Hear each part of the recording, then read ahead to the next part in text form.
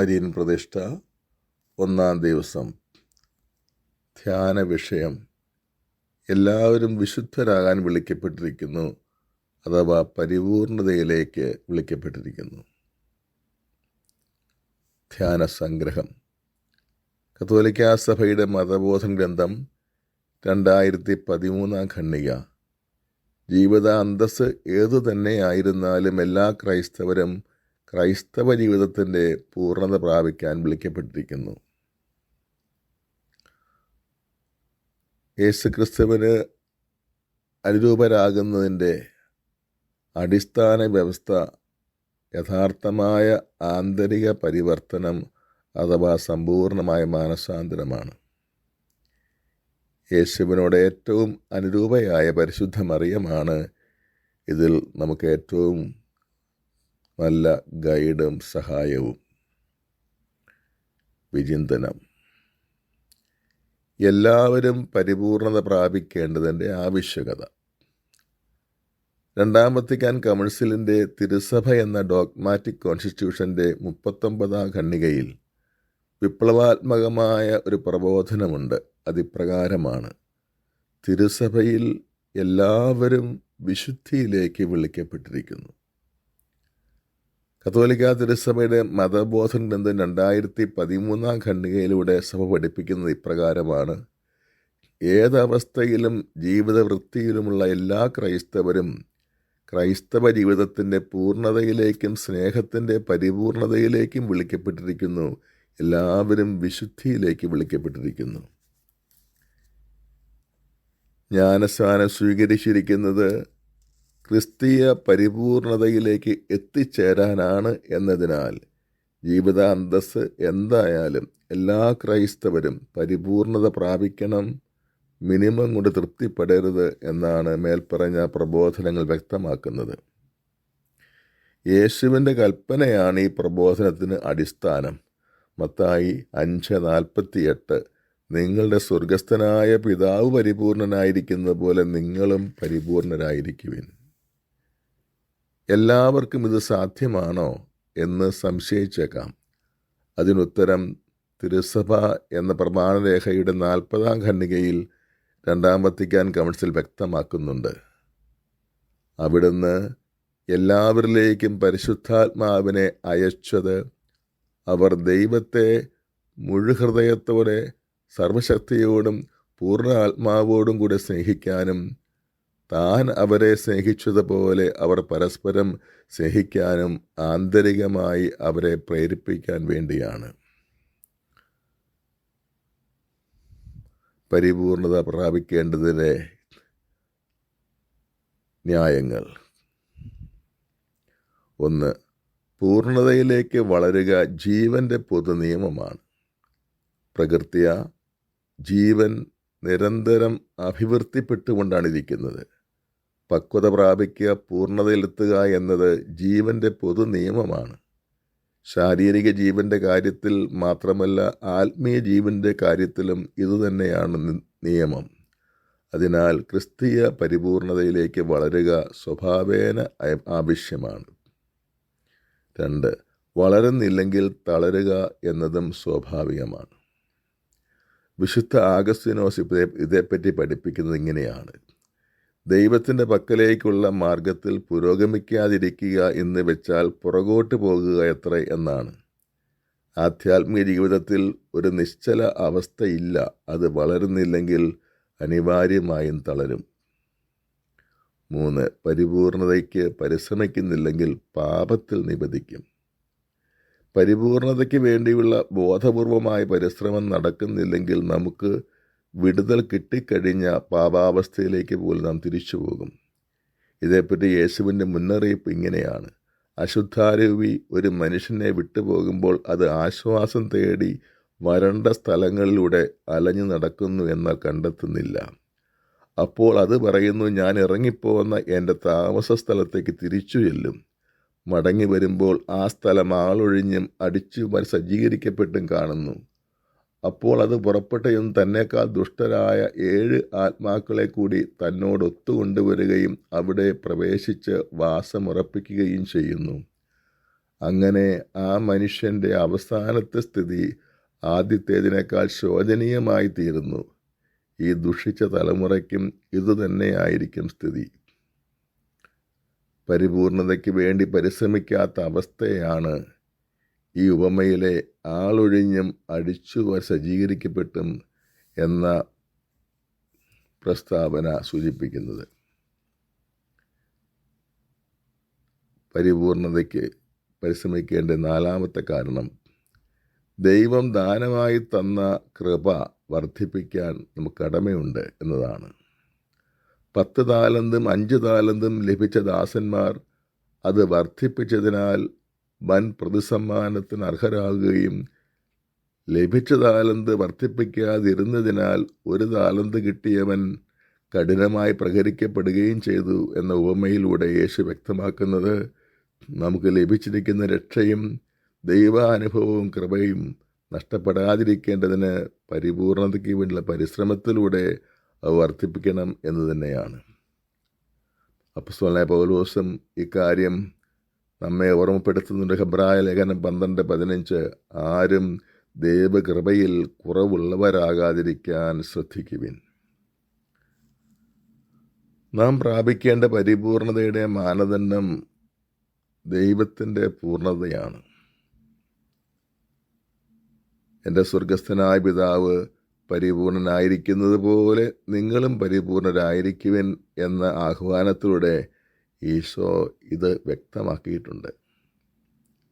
സാധാരണക്കാരായ നാം പരിപൂർണരാകുന്നതിന് ഒരു പരിധിയില്ലേ?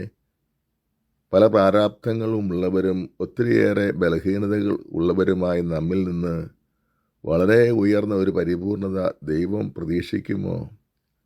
നമ്മെക്കൊണ്ടാവുന്നത് പോരെ എന്നിങ്ങനെയുള്ള ചോദ്യങ്ങൾ നമ്മുടെ മനസ്സിലുണ്ടായേക്കാം. ഇതിനുത്തരം യേശുവിൽ നിന്ന് തന്നെ നമുക്ക് കണ്ടെത്താൻ സാധിക്കും. നിങ്ങളുടെ സ്വർഗസ്ഥനായ പിതാവ് പരിപൂർണനായിരിക്കുന്ന പോലെ നിങ്ങളും പരിപൂർണരായിരിക്കുവിൻ.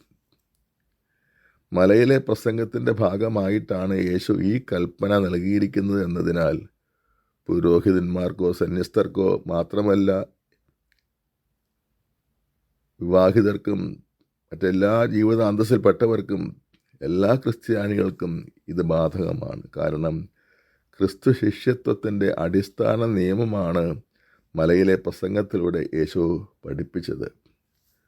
സ്വർഗസ്ഥനായ പിതാവ് പരിപൂർണനായിരിക്കുന്നത് പോലെ എന്ന പ്രയോഗം എത്ര ഉയർന്ന പരിപൂർണതയാണ് നാം കൈവരിക്കേണ്ടതെന്ന് വ്യക്തമാക്കുന്നു. നമ്മുടെ സ്വാഭാവിക ചിന്തയ്ക്കോ ഭാവനയ്ക്കോ പ്രതീക്ഷയ്ക്കോ ചെന്നെത്താൻ സാധിക്കാത്തത്ര ഉയരത്തിലുള്ള പരിപൂർണതയാണത്. എടുക്കാനാവാത്തൊരു ചുമട് നമ്മുടെ തലയിൽ വെച്ച് കെട്ടുകയല്ലേ ഈ കൽപ്പനയിലൂടെ എന്ന് ചിന്തിച്ചേക്കാം. അല്ല, മറിച്ച് സ്വർഗസ്ഥനായ പിതാവിൻ്റെ മക്കൾ എന്ന ഉന്നത പദവിയുള്ളവരാണ് നാം എന്നതിനാൽ ആ പിതാവിന് ചേർന്ന പൂർണ്ണത ഉള്ളവരായിരിക്കേണ്ടത് അനിവാര്യമായതിനാലാണ്. ഒരു ഭാരമെന്നതിലുപരി ഒരു ഭാഗ്യവും ആനുകൂല്യവുമാണിത്. ആന്തരിക പരിവർത്തനത്തിലാണ് പരിപൂർണത അടങ്ങിയിരിക്കുന്നത്. കാലാകാലങ്ങളിൽ പ്രസിദ്ധി ആർജിക്കുന്ന സവിശേഷ ഭക്താനുഷ്ഠാനങ്ങളിലോ ധ്യാനങ്ങളിലോ സംബന്ധിക്കുകയോ ദീപബലിയിലും അനുദിന പ്രാർത്ഥനകളിലും കൃത്യതയോടെ പങ്കുചേരുക, പ്രത്യേകമായൊരു സുവിശേഷ ശുശ്രൂഷയിൽ പങ്കാളിത്തം വഹിക്കുക, ഇടവകയുടെ വിവിധങ്ങളായ പ്രവർത്തനങ്ങളിൽ സജീവരാകുക, പ്രത്യേകമായൊരു പ്രാർത്ഥനാ ഗ്രൂപ്പിൻ്റെയോ ഭക്തസംഘടനയുടെയോ ഭാഗമാകുക എന്നിവ കൊണ്ട് തൃപ്തിപ്പെടുന്നത് ഗുണകരമല്ല. വളരെ സവിശേഷമായ ആധ്യാത്മിക അനുഭവങ്ങളിലോ ദിവ്യ അനുഭൂതികളിലോ പോലുമല്ല ക്രൈസ്തവ പരിപൂർണത അടങ്ങിയിരിക്കുന്നത്. പ്രത്യേക യഥാർത്ഥമായ ആന്തരിക പരിവർത്തനത്തിലാണ്, സമ്പൂർണമായ മാനസാന്തരത്തിലാണ്. ക്രിസ്തുവിലായിരിക്കുന്നവൻ പുതിയ സൃഷ്ടിയാണ്, പഴയത് കടന്നുപോയി, ഇതാ പുതിയത് വന്നു കഴിഞ്ഞു എന്ന് കൊറിന്തോസിലെ സഭയ്ക്ക് എഴുതുന്ന 2-ാം ലേഖനത്തിൻ്റെ 15-17 നിങ്ങൾ ഈ ലോകത്തിന് അനുരൂപരാകരുത്, പ്രത്യുത നിങ്ങളുടെ മനസ്സിൻ്റെ നവീകരണം വഴി രൂപാന്തരപ്പെടുവിൻ എന്ന് റോമാലേഖനം 12-ാം വാക്യത്തിലും പൗലോസ് അപ്പോസ്തലൻ ഉത്ബോധിപ്പിക്കുന്നത് ഈ ആന്തരിക പരിവർത്തനത്തിൻ്റെ ഈ ആന്തരിക പരിവർത്തനത്തിൻ്റെ ആവശ്യകത അരക്കെട്ടുറപ്പിക്കുവാൻ വേണ്ടിയാണ്. ക്രിസ്തുവിന് അനുരൂപരാകുന്നതുവരെ നാം പരിശ്രമം തുടരണം. വിശുദ്ധ ലൂയിസ് ഡി മോൺഫോർട്ട് പഠിപ്പിക്കുന്നത് നമ്മുടെ പൂർണ്ണത മുഴുവൻ യേശുക്രിസ്തുവുമായുള്ള അനുരൂപണം, ഐക്യം, അവിടത്തോടുള്ള സമർപ്പണം എന്നിവയിൽ അടങ്ങിയിരിക്കുന്നു എന്നാണ്. ക്രിസ്തുവിന് അനുരൂപരാകുന്നതിലാണ് ക്രൈസ്തവ പരിപൂർണത അടങ്ങിയിരിക്കുന്നതെന്ന് ഈ പ്രബോധനം വ്യക്തമാക്കുന്നു. എൻ്റെ മുഖം വഹിക്കുകയും എന്നിൽ നിന്ന് പഠിക്കുകയും ചെയ്യുവിൻ എന്ന യേശുവിൻ്റെ വാക്കുകൾ ഇക്കാര്യം ഉറപ്പിക്കുന്നു. യേശുവിന് അനുരൂപരാകുന്നതിൽ മറിയത്തിനുള്ള അതുല്യ പങ്ക്.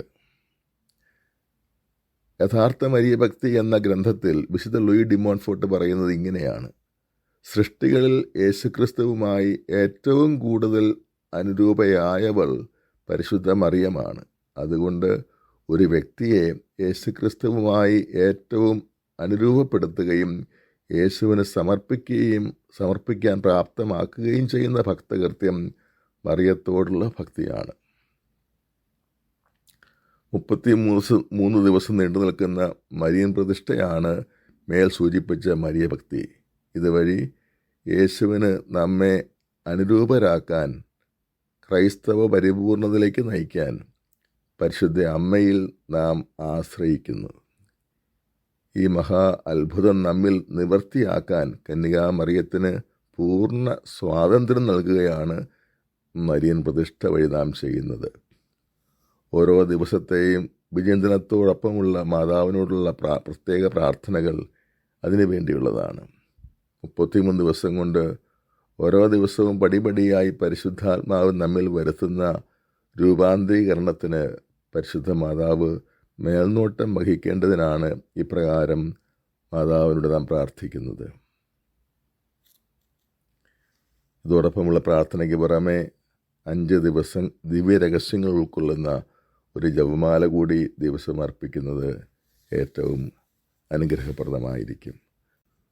വിശുദ്ധ ലൂയി ഡി മോൺഫോർട്ട് പറയുന്നു: യേശുക്രിസ്തുവിൻ്റെ ഹിതാനുവർത്തികളായി അവിടത്തോട് ഐക്യപ്പെട്ടും അവിടത്തേക്ക് സമർപ്പിക്കപ്പെട്ടും ജീവിക്കുന്നതിലാണല്ലോ ക്രിസ്തീയ പരിപൂർണത അടങ്ങിയിരിക്കുന്നത്. ആകയാൽ ഏറ്റവും പൂർണ്ണമായ വിധം നമ്മെ ക്രിസ്തുഹിത അനുവർത്തികളാക്കുകയും അവിടത്തേക്ക് സമർപ്പിക്കപ്പെട്ടവരാക്കുകയും ചെയ്യുന്ന ഭക്തകൃത്യമാണ് ഏറ്റവും പൂർണ്ണമായത്. എല്ലാ സൃഷ്ടികളിലും വെച്ച് ക്രിസ്തുവിന് ഏറ്റവും കൂടുതൽ വിധേയമായത് അവിടുത്തെ പരിശുദ്ധ മാതാവായ മറിയമാണ്. അതിനാൽ കന്യക മറിയത്തോടുള്ള ഭക്തിയാണ് എല്ലാ ഭക്തികളിലും വെച്ച് ഏറ്റവും കൂടുതൽ നമ്മെ ക്രിസ്തുനാഥനോട് വിധേയത്വമുള്ളവരാക്കാനും ഐക്യപ്പെടുത്താനും അവിടത്തേക്ക് സമർപ്പിതരാക്കാനും പര്യാപ്തമായത്. ആകയാൽ ക്രിസ്തുനാഥന് നാം സമർപ്പിക്കുന്നത് മറിയത്തിന് നമ്മെ തന്നെ സമർപ്പിക്കുന്നതിൻ്റെ തോതനുസരിച്ചാണ്. അതുകൊണ്ട് ക്രിസ്തുവിന് നൽകുന്ന ഏറ്റവും പരിപൂർണമായ സമർപ്പണം എന്ന് പറയുന്നത് നമ്മെ തന്നെ പൂർണ്ണമായി മറിയത്തിന് സമർപ്പിക്കുന്നത് തന്നെയല്ലാതെ മറ്റൊന്നുമല്ല എന്ന് വ്യക്തം. ദിവ്യസ്നേഹം നിക്ഷേപിക്കപ്പെട്ടിരിക്കുന്ന കനക കലവറയുടെ താക്കോൽ മറിയത്തെ മാത്രമാണ് ദൈവം ഏൽപ്പിച്ചിരിക്കുന്നത്. പുണ്യപൂർണതയുടെ ഏറ്റവും നിഗൂഢവും വിശിഷ്ടവുമായ മാർഗത്തിൽ പ്രവേശിക്കാനും മറ്റുള്ളവരെ ഈ മാർഗത്തിലേക്ക് നയിക്കാനുമുള്ള അധികാരം മറിയത്തിന് മാത്രമാണ് നൽകപ്പെട്ടിരിക്കുക. ബൈബിൾ വായന. ജനക്കൂട്ടത്തെ കണ്ടപ്പോൾ യേശു മലയിലേക്ക് കയറി. അവൻ ഇരുന്നപ്പോൾ ശിഷ്യന്മാർ അടുത്തെത്തി. അവനവരെ പഠിപ്പിക്കാൻ തുടങ്ങി. നിങ്ങൾ ഭൂമിയുടെ ഉപ്പാണ്. ഉറകെട്ടുപോയാൽ ഉപ്പിന് എങ്ങനെ വീണ്ടും ഉറകൂട്ടും? പുറത്തേക്ക് വലിച്ചെറിഞ്ഞ് മനുഷ്യരാൽ ചവിട്ടപ്പെടാനല്ലാതെ മറ്റൊന്നിനും അത് കൊള്ളുകയില്ല. നിങ്ങൾ ലോകത്തിൻ്റെ പ്രകാശമാണ്. മലമുകളിൽ പണിതുയർത്തിയ പട്ടണത്തെ മറച്ചു വയ്ക്കുക സാധ്യമല്ല. ആകാശവും ഭൂമിയും കടന്നു പോകുന്നത് വരെ സമസ്തവും നിറവേറുവോളം നിയമത്തിൽ നിന്ന് വള്ളിയോ പുള്ളിയോ മാറുകയില്ലെന്ന് സത്യമായി ഞാൻ നിങ്ങളോട് പറയുന്നു.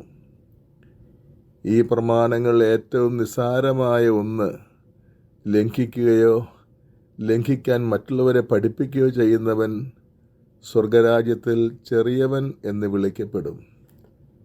എന്നാൽ അത് അനുസരിക്കുകയും പഠിപ്പിക്കുകയും ചെയ്യുന്നവൻ സ്വർഗരാജ്യത്തിൽ വലിയവൻ എന്ന് വിളിക്കപ്പെടും. നിങ്ങളുടെ നീതി നിയമജ്ഞരുടെയും ഫരീസയരുടെയും നീതിയെ കവിഞ്ഞു നിൽക്കുന്നില്ലെങ്കിൽ നിങ്ങൾ ഒരിക്കലും സ്വർഗരാജ്യത്തിൽ പ്രവേശിക്കുകയില്ലെന്ന് ഞാൻ നിങ്ങളോട് പറയുന്നു. ആത്മാവിൽ ദരിദ്രർ അനുഗ്രഹീതർ, എന്തെന്നാൽ സ്വർഗരാജ്യം അവരുടേതാണ്. വിലപിക്കുന്നവർ അനുഗ്രഹീതർ, എന്തെന്നാൽ അവർ ആശ്വസിപ്പിക്കപ്പെടും. ശാന്തശീലർ അനുഗ്രഹീതർ, എന്തെന്നാൽ അവർ ഭൂമി അവകാശമാക്കും. നീതിക്ക് വേണ്ടി വിശക്കുകയും ദാഹിക്കുകയും ചെയ്യുന്നവർ അനുഗ്രഹീതർ, എന്തെന്നാൽ അവർ സംതൃപ്തരാകും. കരുണയുള്ളവർ അനുഗ്രഹീതർ, എന്തെന്നാൽ അവർക്ക് കരുണ ലഭിക്കും. ഹൃദയശുദ്ധിയുള്ളവർ അനുഗ്രഹീതർ, എന്തെന്നാൽ അവർ ദൈവത്തെ കാണും. സമാധാന സ്ഥാപകർ അനുഗ്രഹീതർ, എന്തെന്നാൽ അവർ ദൈവപുത്രന്മാരെന്ന് വിളിക്കപ്പെടും. നീതിക്ക് വേണ്ടി പീഡനമേൽക്കുന്നവർ അനുഗ്രഹീതർ, എന്തെന്നാൽ സ്വർഗരാജ്യം അവരുടേതാണ്. എന്നെ പ്രതി മനുഷ്യർ നിങ്ങളെ അവഹേളിക്കുകയും പീഡിപ്പിക്കുകയും എല്ലാവിധ തിന്മകളും നിങ്ങൾക്കെതിരെ വ്യാജമായി പറയുകയും ചെയ്യുമ്പോൾ നിങ്ങൾ അനുഗ്രഹീതർ. നിങ്ങൾ ആനന്ദിക്കുവിൻ, ആഹ്ലാദിക്കുവിൻ, എന്തെന്നാൽ സ്വർഗത്തിൽ നിങ്ങളുടെ പ്രതിഫലം വലുതായിരിക്കും. നിങ്ങൾക്ക് മുൻപുണ്ടായിരുന്ന പ്രവാചകന്മാരെയും അവർ ഇപ്രകാരം പീഡിപ്പിച്ചിട്ടുണ്ട്. പ്രാർത്ഥന. എൻ്റെ വിശുദ്ധീകരണം അതിമാത്രം ആഗ്രഹിക്കുന്ന ദൈവപിതാവേ, പരിപൂർണതയ്ക്ക് വേണ്ടിയുള്ള വലിയ ദാഹം നൽകി എന്നെ അനുഗ്രഹിക്കണമേ. എൻ്റെ ഇപ്പോഴത്തെ ആധ്യാത്മിക പുരോഗതിയെപ്പറ്റിയുള്ള തെറ്റായ ആത്മസംതൃപ്തി നീക്കിത്തരണമേ. പകരം എനിക്ക് എത്തിച്ചേരാവുന്ന പുണ്യപൂർണതയുടെ ഉയരത്തെപ്പറ്റിയുള്ള സ്വപ്നങ്ങൾ നൽകി വിശുദ്ധിക്ക് വേണ്ടി കഠിന പ്രയത്നം ചെയ്യാൻ എന്നെ ഉത്തേജിപ്പിക്കണമേ.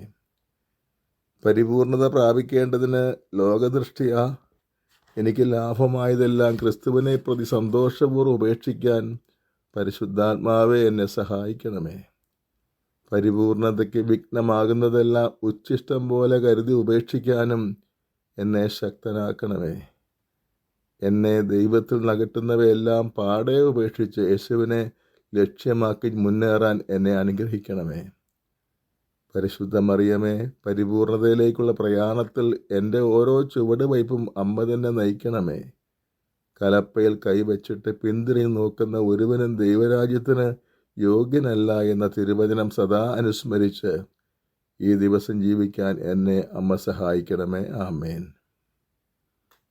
സൽകൃത്യം.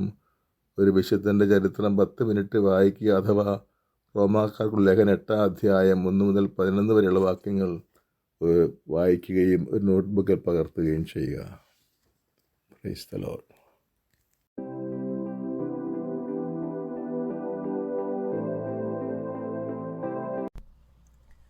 ഒന്നാം ദിവസത്തെ പ്രാർത്ഥനകൾ.